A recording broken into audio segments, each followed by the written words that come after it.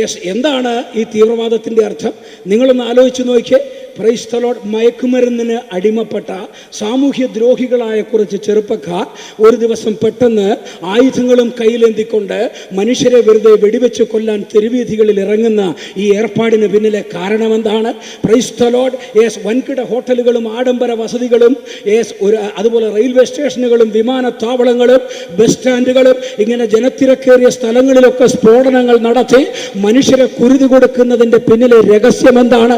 എന്തിനു വേണ്ടിയാണിത് ചെയ്യുന്നത്? എന്തിനു വേണ്ടിയാണിത് ചെയ്യുന്നതെന്ന് ചോദിച്ചാൽ അതൊരു ആഹ്വാനമാണ്, അതൊരു സ്വാഗതമാണ്. ഒരാളെ അവർ വിളിക്കുകയാണ്. ആരെയാണ് വിളിക്കുന്നത്? അതിനു മുൻപേ ആ വിളിക്കപ്പെടുന്ന ആളെക്കുറിച്ച് ഞാനൊന്ന് സൂചിപ്പിക്കട്ടെ. ഇറാനിൽ മുൻപ് ഭരണത്തിലിരുന്ന അഹമ്മദി നജാദ് എന്ന ഇറാൻ ഭരണാധികാരിയെ നിങ്ങൾക്കറിയാം. അഹമ്മദി നജാദ് എന്ന ഇറാൻ ഭരണാധികാരി എന്താ ചെയ്തിരുന്നത്? അദ്ദേഹം praise the lord, yes, Jamkaran mosque എന്ന എന്നൊരു മോസ്ക് അവിടെ ഉണ്ട് ഇറാനിൽ, ഒരു പള്ളി. ആ പള്ളിയുടെ നടുവിലൊരു കിണറുണ്ട്. ആ പള്ളിക്ക് ചുറ്റും ആ പള്ളിയുടെ നടുവിലുള്ള കിണറ്റിൽ നിന്ന് ഒരാൾ കയറി വരാൻ പോവുകയാണ്. ആരാണ് കയറി വരാൻ പോകുന്നത്? യെസ്, അൽ മഹദി എന്ന ഒരു പ്രവാചകൻ കയറി വരാൻ പോവുകയാണ്. Price the Lord. അതൊരു പ്രത്യേക വിഭാഗത്തിൻ്റെ, ഇറാനിലെ ഒരു പ്രത്യേക വിഭാഗത്തിൻ്റെ വിശ്വാസമാണ്. ആ പ്രത്യേക വിഭാഗത്തിൻ്റെ വിശ്വാസം വാസ്തവത്തിൽ നിന്ന് ആഗോള വ്യാപകമായ ഒരു വിപത്തായി മാറിയിരിക്കുകയാണ്. എന്താ? അഹ്മദി നജാദും വിശ്വസിച്ചിരുന്നു. എന്തിനാണ് ഈ കിണറ്റിനകത്ത് നിന്ന് ഈ വ്യക്തി വരുന്നതെന്നറിയാമോ? 7 വർഷം ലോകത്തെ ഭരിക്കാൻ വേണ്ടിയാണ് വരുന്നത്. സ്തോത്രം. 7 വർഷം ഈ വ്യക്തി ലോകത്തെ ഭരിക്കുന്നത് എന്തിനാണെന്നറിയാമോ? 7 വർഷം കൊണ്ട് ഈ ലോകത്തിലെ മുഴുവൻ ജനതകളെയും ഒരുമിച്ച് ചേർത്ത് ഒരൊറ്റ ആത്മീക സംസ്കാരത്തിന് കീഴിലാക്കുവാൻ, ഒരൊറ്റ രാഷ്ട്രീയ സംസ്കാരത്തിന് കീഴിലാക്കുവാൻ, ഒരൊറ്റ ദർശനത്തിന് കീഴിലാക്കുവാൻ, ഒറ്റ ജനതയാക്കി മാറ്റുവാൻ വേണ്ടി വരികയാണ്. Price the Lord. അങ്ങനെ 7 വർഷം ആ ഭരണം കഴിയുമ്പോൾ പിന്നീട് 1000 വർഷത്തെ ഒരു കാലിഫേറ്റ് ആരംഭിക്കും. ഈ 7 വർഷവും പിന്നെ ഒരു 1000 വർഷവും. വേദപുസ്തകത്തിൽ അങ്ങനെ ഒരു കണക്കുണ്ട്, നമുക്കറിയാം. Price the Lord. അതേത് കണക്കാണ്? കർത്താവിൻ്റെ സഭ എടുക്കപ്പെട്ട ശേഷം വരാനിരിക്കുന്ന 7 വർഷത്തെ മഹാപീഡന കാലം.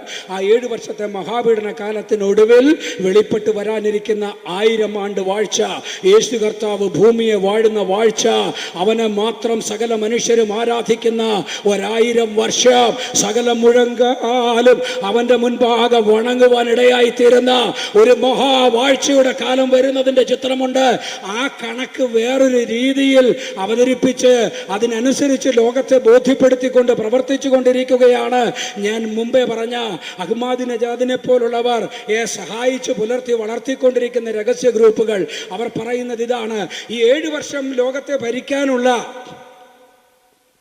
ഈ അൽ മഹദി വരണമെങ്കിൽ, ഈ പ്രവാചകൻ വരണമെങ്കിൽ എന്ത് ചെയ്യണം? ലോകം കലാപകലുഷിതമാകണം, ദുരന്തങ്ങൾ നടക്കണം, അക്രമങ്ങൾ നടക്കണം, കൊള്ളയും കൊലയും നടക്കണം. അങ്ങനെ ലോകത്തിലേക്ക് വന്നേ പറ്റൂ, ലോകത്തിൽ വന്ന് കാര്യങ്ങൾ ക്രമീകരിച്ചേ പറ്റൂ എന്ന് തോന്നുന്നതിന് വേണ്ടിയാണ് ഈ അക്രമങ്ങൾ നടന്നുകൊണ്ടിരിക്കുന്നത് എന്ന് പറയുന്നു. സ്തോത്രം, ഹല്ലേലൂയ. നമുക്കറിയാം, ദൈവത്തിന്റെ വചനം പരിശോധിക്കുമ്പോൾ എന്താ കാണുന്നത്? ഈ ഭൂമിയിലെ സാമ്രാജ്യങ്ങളുടെ ഒടുവിൽ ഒരു 7 വർഷത്തെ സാമ്രാജ്യം വരും എന്ന് ദൈവത്തിന്റെ വചനം നമ്മളെ പഠിപ്പിക്കുന്നുണ്ടെന്ന് നിങ്ങൾക്കറിയാം. വെളിപ്പാട് പുസ്തകം 13-ാം അധ്യായത്തിൽ കടലിൽ നിന്നൊരു മൃഗം കയറി വരുന്നു എന്ന് വിശദീകരിച്ചുകൊണ്ട് പ്രൈസ് ദി ലോർഡ് വെളിപ്പാടുകാരനായ യോഹന്നാൻ ആ 7 വർഷത്തേക്കുള്ള ഭരണാധികാരിയുടെ ചിത്രം നമുക്ക് വരച്ചു കാണിക്കുന്നു. ആഗോള വ്യാപകമായി ആ 7 വർഷത്തെ ഭരണാധികാരിക്ക് വേണ്ടി ലോകം ശ്രമിക്കുകയാണ്. തീവ്രവാദത്തിന് വേണ്ടി, തീവ്രവാദത്തെക്കുറിച്ച് ബൈബിളിൽ ഡയറക്റ്റ് ആയിട്ട് അന്വേഷിച്ചാൽ ഒരുപക്ഷെ നമുക്ക് ഉദാഹരണങ്ങൾ കിട്ടുകയില്ല. ചില ഭാഗത്ത് ചില സൂചനയേ ഉള്ളൂ. എന്നാൽ ഐസക് ന്യൂട്ടൺ തുടങ്ങി വെച്ച ഈ ബൈബിളിൻ്റെ ഒരു വ്യാഖ്യാന രീതിയുണ്ട്.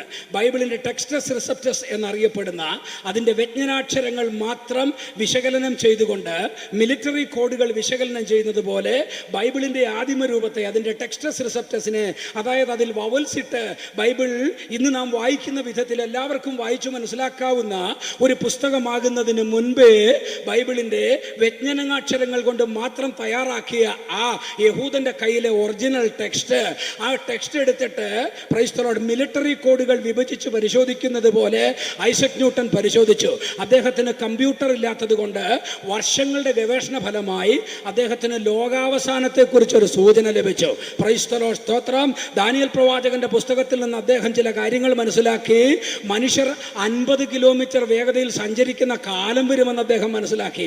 അത് വായിച്ച് മനസ്സിലാക്കാൻ നമുക്ക് പ്രയാസമാണ്, കാരണം അദ്ദേഹം വായിച്ചത് ടെക്സ്റ്റസ് റിസപ്റ്റസ് ആണ്. സ്തോത്രം. എന്നാൽ ഐസക് ന്യൂട്ടൺ മരിച്ചു. പിൽക്കാലത്ത് കമ്പ്യൂട്ടർ കണ്ടുപിടിക്കപ്പെട്ടു. സോവിയറ്റ് യൂണിയന്റെ തകർച്ചയ്ക്ക് ശേഷം സോവിയറ്റ് യൂണിയൻ ജയിലിൽ കിടന്ന ഏലി റിപ്സ് എന്ന് പറയുന്ന ഒരു യഹൂദ മാത്തമാറ്റീഷ്യൻ, ഗ്രൂപ്പ് തിയറികളിൽ പ്രവീണനായിട്ടുള്ള ഒരു മാത്തമാറ്റീഷ്യൻ രംഗത്ത് വന്ന് ഈ ഐസക് ന്യൂട്ടൺ വിശകലനം ചെയ്തതുപോലെ പ്രൈസ് ദി ലോർഡ് ബൈബിളിനെ വിശകലനം ചെയ്യാൻ വേണ്ടി ശ്രമിച്ചു. അദ്ദേഹത്തിന്റെ പദ്ധതികളെ കുറിച്ച് കേട്ടറിഞ്ഞ ഒരു പത്രപ്രവർത്തകൻ, അദ്ദേഹത്തിന്റെ പേര് മിഖൈൽ ഗ്രോസ്നിൻ എന്നാണ്. അദ്ദേഹം എഴുതിയ പുസ്തകങ്ങൾ ഞാൻ വായിച്ചിട്ടുണ്ട്, അതുകൊണ്ടാണ് ഞാൻ അതിനെക്കുറിച്ച് ആധികാരികമായി സംസാരിക്കുന്നത്.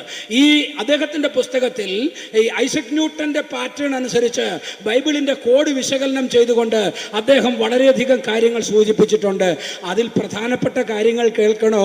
വേൾഡ് ട്രേഡ് സെന്ററിന്റെ തകർച്ച ഒരു പ്രധാനപ്പെട്ട കാര്യമാണ്. ബൈബിളിൽ എഴുതിയതിരിക്കുന്നത് പോലെ, ഐസക് ന്യൂട്ടൺ കണ്ടുപിടിച്ചതുപോലെ, ഏലി റിപ്സ് കണ്ടുപിടിച്ചതുപോലെ തന്നെ അത് സംഭവിച്ചു. ബൈബിളിൽ എഴുതിയിട്ടുണ്ട്, പ്രൈസ് ദി ലോർഡ്, കോഡ് രൂപത്തിൽ എഴുതിയിട്ടുണ്ട്. വേൾഡ് ട്രേഡ് സെന്ററിൽ ഇടിച്ച് തകർന്ന വിമാനത്തിന്റെ പൈലറ്റിന്റെ പേര്, അദ്ദേഹത്തിന്റെ നാഷണാലിറ്റി ഒക്കെ വളരെ കൃത്യമായി എഴുതി വെച്ചിരിക്കുകയാ, കോഡ് രൂപത്തിൽ എഴുതി വെച്ചിരിക്കുകയാ. ബുദ്ധിമാന്മാർക്ക് മാത്രം കണ്ടുപിടിക്കാൻ കഴിയുന്ന, അതിബുദ്ധിശാലികൾക്ക് മാത്രം കണ്ടുപിടിക്കാൻ കഴിയുന്ന കോഡ് രൂപത്തിൽ അത് എഴുതി വെച്ചിരിക്കുകയാ. അത് ആർക്കു വേണ്ടി എഴുതിയതാണെന്നറിയാമോ?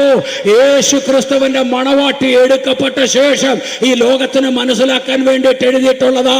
എന്നാൽ ഇന്ന് രാത്രി ഇവിടെ ആത്മാവിൽ നിറഞ്ഞിരിക്കുന്ന ദൈവത്തിന്റെ ജനം ആ ആന്റി ക്രൈസ്റ്റിന്റെ വാഴ്ചക്കാലത്ത് ഇവിടെ ഉണ്ടാവുകയില്ലെന്നോർത്ത് ഞാൻ ദൈവത്തെ വാഴ്ത്തുകയാണ്. ഇസാഖ് റാബിന്റെ എതിരെയുള്ള വധശ്രമം, അത് യാസർ അറഫാത്തിനെതിരെയുള്ള വധശ്രമം, ക്ലിന്റൺ അടക്കമുള്ള ആളുകളുമായി ബന്ധപ്പെട്ട അപവാദ കേസുകൾ, ഇങ്ങനെ ഒരുപാട് സംഭവങ്ങൾ ടെക്സ്റ്റസ് റിസപ്റ്റസിന്റെ രൂപത്തിൽ, ടെക്സ്റ്റസ് റിസപ്റ്റസിൽ കോഡ് രൂപത്തിൽ എഴുതി തയ്യാറാക്കി ദൈവത്തിന്റെ വചനത്തിൽ വച്ചിരിക്കുകയാണ്. പക്ഷേ നമ്മൾ ആ ടെക്സ്റ്റസ് റിസപ്റ്റസിലേക്ക് പോകേണ്ടതില്ല. അത് ബുദ്ധിമാന്മാരായ അവിശ്വാസികൾക്ക് വേണ്ടി വെച്ചിരിക്കുന്നതാ. നമ്മൾ യേശു ക്രിസ്തുവിൽ വിശ്വസിക്കുന്നവരാകയാൽ, അവന്റെ രക്തത്താൽ വീണ്ടെടുക്കപ്പെട്ടവരാകയാൽ, അവന്റെ ആത്മാവിനെ പ്രാപിച്ചവരാകയാൽ, അവന്റെ ആത്മാവ് സകല സത്യത്തിലും നമ്മെ വഴി നടത്തി വചനത്തിൽ നിന്ന് നമ്മെ ബോധിപ്പിക്കുന്നത് കൊണ്ട് അത്രയും സങ്കീർണമായ പഠനങ്ങൾക്ക് ഒരുപക്ഷെ നമുക്ക് ആവശ്യമില്ലായിരിക്കും. പക്ഷെ ദേശം അത് കേൾക്കേണ്ടതുണ്ട്, ദേശത്തെ ബുദ്ധിജീവികൾ അത് അറിയേണ്ടതുണ്ട്, ദേശത്തെ ജ്ഞാനമുള്ളവർ അത് അറിയേണ്ടതുണ്ട്. ഏത് ജ്ഞാനിയെയും പോഷനാക്കുന്ന ജ്ഞാനത്തിന്റെ സങ്കീർണമായ നിക്ഷേപങ്ങളാണ് ദൈവത്തിന്റെ വചനത്തിലുള്ളത് എന്ന് ദേശം അറിയേണ്ടതുണ്ട്. കരങ്ങൾ ഉയർത്തി ദൈവത്തെ വാഴ്ത്തിയാട്ടെ. ഏലി റിപ്സും മിഖൈൽ ഗ്രോസ്നിനും ചേർന്ന് തയ്യാറാക്കിയ ആ പുസ്തകത്തിന്റെ പേജുകളിൽ, ടെക്സ്റ്റസ് റിസപ്റ്റസിൽ നിന്നുള്ള കോഡ് വിശകലനം ചെയ്ത പേജുകളുടെ ഫോട്ടോസ്റ്റാറ്റുകളിൽ പരിശോധിച്ചാൽ നിങ്ങൾക്ക് കാണാം, ആവർത്തിച്ച് എഴുതിയിരിക്കുന്നു, അന്ത്യകാലത്ത് തീവ്രവാദം, അന്ത്യകാലത്ത് തീവ്രവാദം, അന്ത്യകാലത്ത് തീവ്രവാദം, അന്ത്യകാലത്ത് ഏറ്റവും വലിയ യുദ്ധമെന്ന് പറയുന്ന തീവ്രവാദമായിരിക്കും. പറഞ്ഞത് മനസ്സിലായോ? മലയാളത്തിലോ ഇംഗ്ലീഷിലോ വായിച്ചാൽ നിങ്ങൾക്ക് കിട്ടാത്ത മർമ്മങ്ങൾ കിടക്കുകയാ. ഇതുവരെ ലോകം കാണാത്ത കാര്യങ്ങൾ വെളിപ്പെട്ട് വന്നുകൊണ്ടിരിക്കുകയാ. എന്നാൽ നമ്മൾ വിശ്വാസത്താൽ ഈ പുസ്തകം കയ്യിലെടുത്ത് വിശ്വസിക്കുകയാ. നീ ഭോഷനല്ല കേട്ടോ.